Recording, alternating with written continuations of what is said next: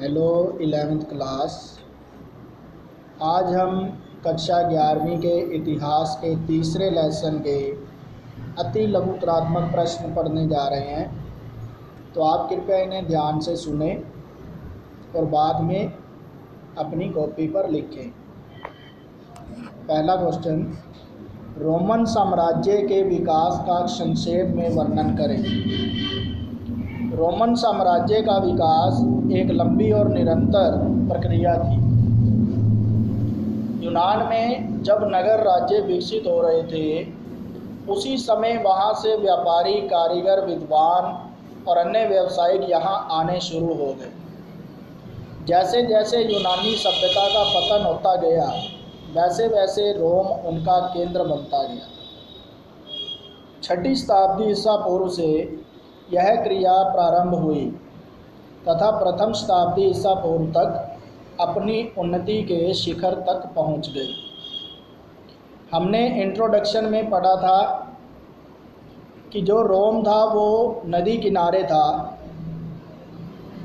और यहाँ पर व्यापारियों के व्यापार के लिए अच्छे अवसर थे, इसलिए आसपास के सभी राज्यों के व्यापारी यहाँ पर व्यापार करने आते थे और अपनी भाषा, संस्कृति, खान पान, वेशभूषा आदि का आदान प्रदान करते थे। इसलिए रोम जो था वो शक्तिशाली साम्राज्य बनता गया। दूसरा क्वेश्चन, रोमन साम्राज्य के राजतंत्र काल का वर्णन करें। रोम की स्थापना कुछ दिनों बाद स्थापित रोम में राजतंत्र व्यवस्था स्थापित हो गई। राजतंत्र के शासकों में न्यूमा, तुल्स, हॉस्टिल, एनकस, टर्किनियस इत्यादि मुख्य थे। राजतंत्र काल में शासक सभा व सीनेट मिलकर शासन चलाते थे। शासक शासन का केंद्र, मुख्य न्यायाधीश व सर्वोच्च सेनापति था। सभा में राज्य के सभी वयस्क पुरुष होते थे, जबकि सीनेट में सभी कुलों के मुखिया होते थे। इस शासन में सीनेट सबसे शक्तिशाली। तो यहाँ पर हमें सीनेट का मतलब पता होना चाहिए। सीनेट में राजा के सभी मंत्री और गांव के सरपंच, नगरों के नगर अध्यक्ष, जिला अध्यक्ष शामिल होते थे। तो सीनेट उस समय का संसद था रोम का। और राजा जो था वो उस समय मुख्य न्यायाधीश होता था, सेनापति भी होता था और सभी फैसले खुद ही करता था। परंतु उससे पहले सीनेट की सलाह अवश्य लेता था। तीसरा क्वेश्चन, रोमन साम्राज्य के गणतंत्र काल का वर्णन करें। 6ठी शताब्दी ईसा पूर्व के अंतिम दिनों में एडक्सन जाति के रोम से पलायन कर लिया, जिसके फलस्वरूप राजतंत्र समाप्त हो गया एवं गणतंत्र की स्थापना हो गई। यहाँ हमें राजतंत्र का और गणतंत्र का मीनिंग पता होना चाहिए। राजतंत्र वह शासन होता है जिसे केवल राजा द्वारा ही चलाया जाता है, और गणतंत्र वह शासन होता है जिसमें जनता का राज होता है। जनता द्वारा चुने गए प्रतिनिधि राज्य को चलाते हैं। इस काल में भी सीनेट व सभा थी। सभा द्वारा शासन चलाने के लिए 2 वर्ष के लिए 2 कौंसिल चुने जाते थे। कौंसिल का मतलब अध्यक्ष। गणतंत्र काल में रोम के साम्राज्य ने बहुत उन्नति की। पूरी इटली पर इसका अधिकार हो गया।